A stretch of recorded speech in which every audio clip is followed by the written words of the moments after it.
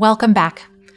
For those of you who were unfamiliar with the work of a Hevra Kaddisha, I hope that the material brought it into the light and that you have a newfound appreciation for the quiet behind-the-scenes care that community members give to other community members when they die. And for those of you who are familiar with or even active in a Hevra Kaddisha, I hope the sources you saw enriched your understanding of the sacred work that you do.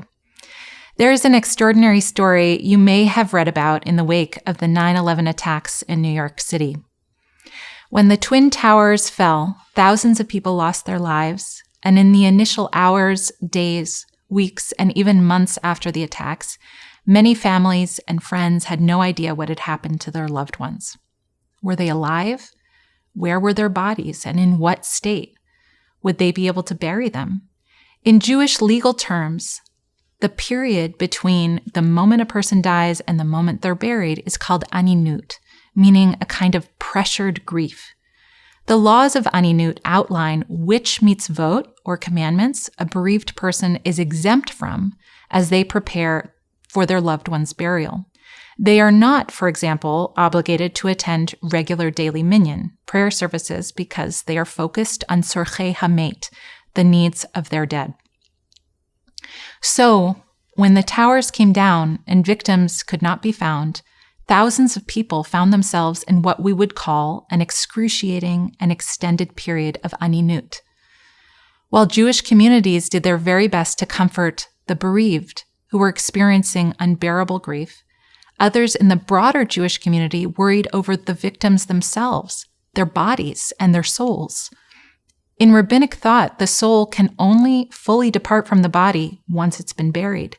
But before then, she lingers in the vicinity, wondering if she is still meant to occupy the body. With this in mind, a self-selected group of women from Stern College committed to doing shmirah for the victims who had not been found.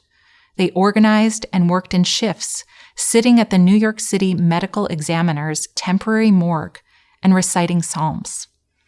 The appointed leader of this group, Jessica Russick Hoffman, reflected 20 years after the fact about the experience. She says, "A state trooper would welcome me with a smile and move the barricade to let me in, and every single time it felt like I was walking onto holy ground. I recited psalms in a large tent alongside freezer trucks that were parked across from the entry to the morgue, where medical examiners worked night and day to identify victims. We were a constant flow of young Jews. The same few volumes of psalms passed from hand to hand for months on end. During my once-a-week midnight Shabbos shift, my job was to offer comfort to the souls that lingered there in that makeshift outdoor morgue.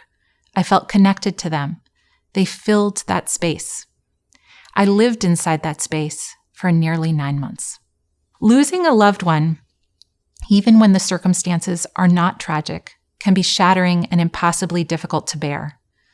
While this course is not focused on avelut, the laws and experience of mourning, I've come to discover that there is some comfort to be drawn from the fact that there really is a concrete set of customs for how to honor and show love to the deceased. These practices offer guideposts for moving through loss and the amorphous mysteries of death. There's a beautiful and essential book by Rachel Berman called Dignity Beyond Death, the Jewish Preparation for Burial, which not only details Jewish end-of-life rituals, but also records the testimonies of a large and diverse group of Hevra Kaddisha members. One woman named Miriam reflects about choosing to engage in Hevra Kaddisha work as a way to honor her beloved mother-in-law.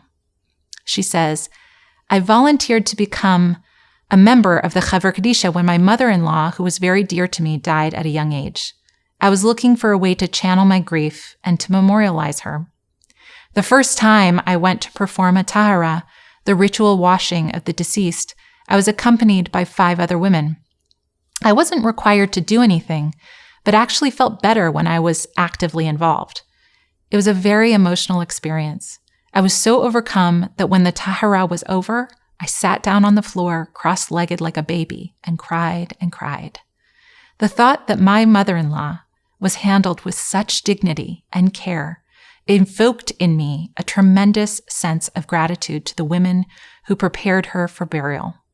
Experiencing the death of a loved one seizes mourners from their regular lives, thrusting them into a kind of twilight zone where the world no longer makes sense. It's unclear how to hold the grief and keep on living. This is why our tradition has a highly detailed set of mourning customs. But what I'm arguing here is that the customs of Kvod HaMet, customs in service of the dead, also present themselves as a comforting guide for mourners and assure them that their loved ones were cared for to the very end, that their lives had meaning and their souls continue to live on in this world. We now turn to the third unit, which is devoted entirely to Taharah, the ritual washing of the mate before they're buried. You'll see that while the Talmud does decree that a Jew should be washed before burial, the rabbis offer little else in the way of instructions for this ritual. As a result, an abundance of customs and liturgy were developed and shaped into the ritual we now know as Taharah. These customs and prayers grew out of various Jewish communities across Europe and the Middle East, sometimes under the direction of rabbinic authority and sometimes not. The model that most Hevra Kaddisha use today for performing Taharah is based on the Hevra Kaddisha organized by the Maharal. Like the Haggadah, the liturgy for Taharah is a patchwork of texts pulled from Psalms, the prophets, and especially from the Ma'avarya book, the work of Italian Kabbalist Aharon Berachia in 17th century Modena. This lesser-known work meditates on illness, death, and the afterlife, and passages from it are recited at various points throughout the Taharah ritual. It's rare for anyone outside of a Hevra Kaddisha to encounter these texts and practices, so I'm excited to share them with you and curious about how you'll respond to them. Enjoy your learning.